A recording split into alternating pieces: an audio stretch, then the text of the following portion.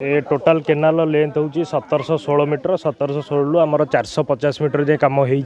450 metre जोटा कम 450 metre कम है जो ट्रप लाइनिंग होता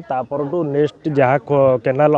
ऑनलाइन केनाल था से ऑनलाइन केनाल माटी केनाल अच्छी आ से माटी केनाल कौन खोलाई किसी नहीं किंतु आर जोटा पोती ही पड़ता तार जी माटी आम जी लेवल मेंटेन हवा कथा हेड रेगुलेटर पाखे से लेवल को मेंटेन कर आला बहुत गुड़े माटी भर बाहर से तल लेवल बहुत होगा डाउन डाउन हो द्वारा बर्तमान पानी जी एक्सेस रेनफॉल से वाटर जी अच्छी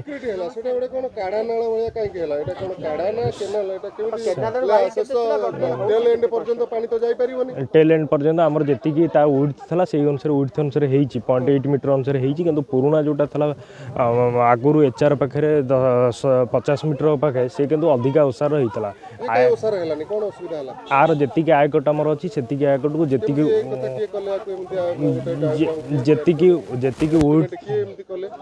उड्थ अप्रूव होता से उड्थ की मेंटेन बर्तमान बर्तमान ये आश्योरेंस दूसरी जो पा डिपोजिट एक्सेस रेन वाटर सब ताकू आम काढ़ापी तलू आहरी खोलू जोटा ऑनलाइन खोला ही नाला से जेहेतु ब्लॉक हो जाऊँगी से पानीटा ऊपर आड़ को जमी आज्ञा जाखेंड नो 0.8 मीटर अच्छी 800 mm अच्छी 800 से तार हाइट हूँ 0.65 तार एफएसटी हूँ हाँ से मटीटा जो झरुचे आप कहते से नहीं मटीटा को आम जेहेतु बहुत डाउन लेवल अच्छी आमर कालक्रमे दीपट बैंक हाइट हो जाए आमर पूर्व कालक्रमे आप एपट कंक्रीट होगा सेपट माटी तल माटी गुड़ाक डिपोजिट है तेणु ताकू जो खोला माटी अच्छी से केनाल डाउन होपर लेवल यहाँ डिफेक्टिव कंस्ट्रक्शन तो कहनी केवल माटी पानी जो जमिकी रोचे से पानी सु माने एमती निष्कासन हम से व्यवस्था हम आउ जो माटी आप भितर को पशो ता लेवल मेंटेन होकर केनाल लेवल अनुसार से तले रोचे सहीटा को आम आउ गोटे पैकेज करूँ जेहेतु से पैसा पुणी आउ थे एस्टिमेट करमती ए केनालटा जहाँ कराई स्कोप नाला तार माटी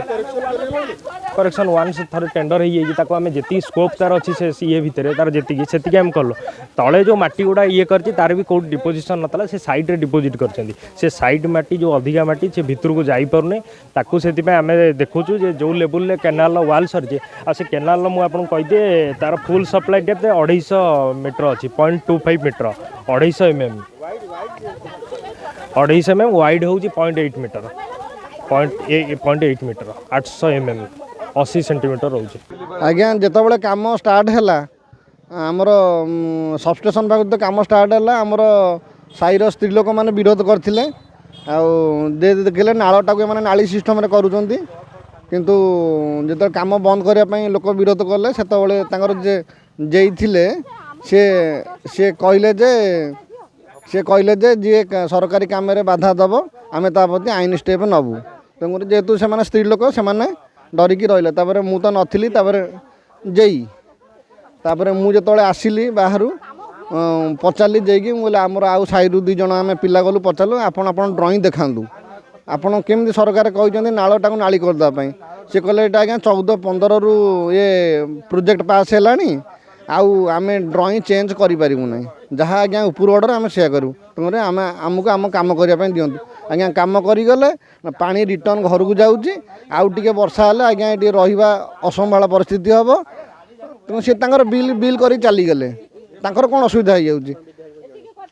आम डायरेक्ट विधायक न जन आम विधायक पिला लोक मैंने अच्छा जी आम जनईलु विधायक निजे आसिक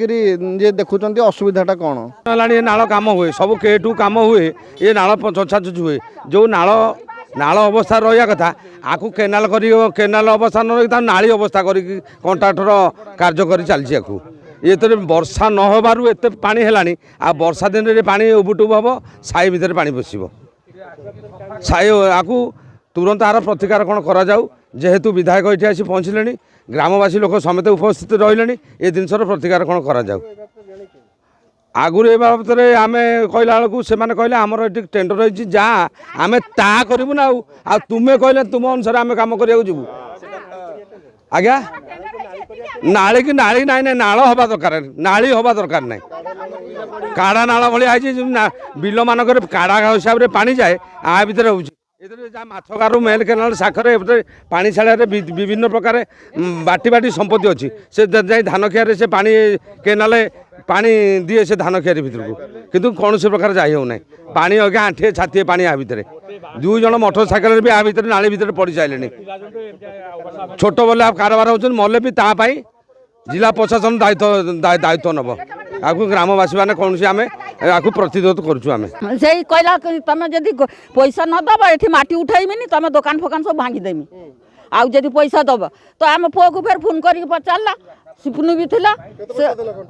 ସେ 8,000 ନେବ କହିଲା ଆମେ 4,000 ଦେଇଛି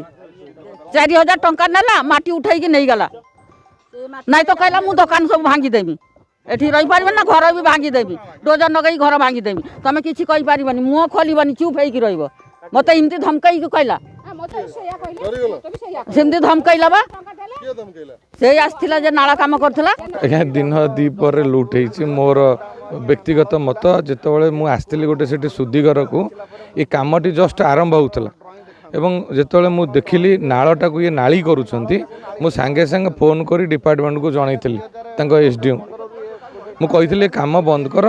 ନା ଇଏ ହେଉଛି ଉପରୁ ସାଂସନ୍ ନେଇକି ଆସିଛି ମୁଁ କହିଲି ନାଳଟା କେମିତି ନାଳି ହେଇଯିବ 10 ନମ୍ବର ମେନ୍ କେନାଲରୁ 10 ନମ୍ବର ସି ବାହାରିଛି ଏପଟେ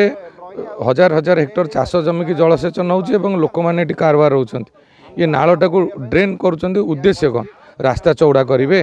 ପାଣି ଟେଲ୍ ଏଣ୍ଡରେ ପହଞ୍ଚିବାର ବ୍ୟବସ୍ଥା ହେଇଛି ନା କେବଳ କାମ ପାଇଁ କାମ କରୁଛନ୍ତି କିଏ ଯୋଜନା କଲା ନା ଉପରୁ ଆସିଛି ମୁଁ କହିଲି ଉପର ବାଲା ଏଠି ତଳ ସ୍ତରରେ ନ ଦେଖିକିରି ୟାକୁ ନିଷ୍ପତ୍ତି ନେଲେ ଆପଣ କାର୍ଯ୍ୟକାରୀ କେମିତି କରୁଛନ୍ତି ତାକୁ ବନ୍ଦ କରନ୍ତୁ ଏବଂ 2 ଦିନ ବନ୍ଦ ରହିଲା ପୁଣି ତାଙ୍କ ଭିତରେ କ'ଣ ସଲାସୁତୁରା ହେଲା କ'ଣ ଭାଗ ଛିଣ୍ଡା ଛିଣ୍ଡି ହେଲେ ପୁଣି ମୁଁ ବ୍ୟସ୍ତତା ଭିତରେ ରହିଲି ତା ଭିତରେ କାମ କଲା ପରେ ଯେତେବେଳେ ଗ୍ରାମବାସୀ ୟାକୁ ବିରୋଧ କଲେ ଯେ ଆମର କେନାଲଟାକୁ କ'ଣ ଡ୍ରେନ୍ କରୁଛ ତାଙ୍କୁ ଧମକ ଦେଲେ ଯିଏ ଆସିବ ଆମେ ତା ନାଁରେ କେସ୍ ଦେବୁ ଇଏ ଲୋକଙ୍କର ସରକାର ଇଏ ମୋହନ ମାଝୀଙ୍କର ସରକାର ଏବଂ ଇଏ ଆମ ସମୟରେ ଏଭଳିଆ କାର୍ଯ୍ୟକୁ ଆମେ ବରଦାସ୍ତ କରିବୁ ନାହିଁ ଯେଉଁଥିପାଇଁ ଆଜି ମାତ୍ର କାଲି ରାତିରେ ଅଧଘଣ୍ଟାଏ ବର୍ଷା ହେଲା ଆଜି ଡ୍ରେନ୍ ପୋତି ହେଇଯାଇଛି ଆପଣ ଦେଖୁଥିବେ ନାଳରେ ପାଣି ଫୁଲ୍ ଏଠି ପାଣି ସଢ଼ିକିରି ଲୋକଙ୍କୁ ମାନେ ରକ୍ଷାବାସ ନାହିଁ ଏବଂ ଏଠି ବହୁତ ଛୋଟ ପିଲା କାରବାର ହୁଅନ୍ତି ଏ ରାସ୍ତାଟି ଟିକେ ନ୍ୟାରୋ ଅଛି ଏବଂ ଯିଏ ପଡ଼ିଯିବ ଆଉ ସେ ଉଠିପାରିବ ନାହିଁ ଖାଲରୁ ବହୁତ ଖୋଳି ପକାଇଛନ୍ତି ଡ୍ରେନ୍ କଲେ 3 ଫୁଟର ଆପଣଙ୍କର ଗୋଟେ କେନାଲକୁ ଡ୍ରେନ୍ କଲେ ଯାହାର ହାଇଟ୍ ହେଉଛି 2 ଫୁଟ 3 ଫୁଟ ଭିତରେ ଚଉଡ଼ା ହେଉଛି 1.5 ଫୁଟ 2 ଫୁଟ ଭିତରେ ଖୋଳି ପକାଇଲେ ଆପଣ ଦେଖୁଛନ୍ତି ମାଟି ଏବଂ ମାଟି ଗୁଡ଼ା ସବୁ ପୋତି ହେଇକି ସେ ଡ୍ରେନ୍ ପୋତି ଗଲାଣି ଏବଂ ଏଇ ଯେଉଁ 55 ଲକ୍ଷ ଟଙ୍କାର କାମର ମୂଲ୍ୟ କିଛି ରହିଲା ନାହିଁ ଏ ବିଷୟରେ ମୁଁ ନିଶ୍ଚିତ ଭାବରେ ମୁଖ୍ୟମନ୍ତ୍ରୀଙ୍କୁ ଅବଗତ କରିବି କାରଣ ତାଙ୍କ ବିଭାଗ ଅଣ୍ଡରରେ ଜଳସେଚନ ବିଭାଗ ଯାଉଛି ଏବଂ ଆଶା କରିବି ଯେଉଁମାନେ ସମ୍ପୃକ୍ତ ଦୃଢ଼ କାର୍ଯ୍ୟାନୁଷ୍ଠାନ ହେଉ ଏବଂ ଏଭଳି କାମ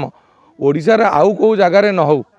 ଇଏ ଜଗତସିଂହପୁର ସଚେତନ ମାଟି ଏଠି ସଚେତନ ଲୋକଙ୍କ ଆଖିରେ କାଠି ଗୁଞ୍ଜିକିରି ଯଦି ଦିନ ଦ୍ୱିପହରେ ଲୁଟ୍ କରୁଛନ୍ତି ଯେଉଁ ଇଣ୍ଟରିୟର ଏରିଆରେ ମାନେ କ'ଣ କରୁଥିବେ ତେଣୁ ବିଭାଗ ପ୍ରତି ଅଙ୍କୁଶ ଲଗାନ୍ତୁ ଏବଂ ଏ ଯେଉଁ ଜଳସେଚନ ବିଭାଗ ଯେଉଁଭଳି ଭାବରେ ମନମାନି କରୁଛି ସେ ଏଇ ଜଗତସିଂହପୁର ମାଟିରେ ଚଳିବନି।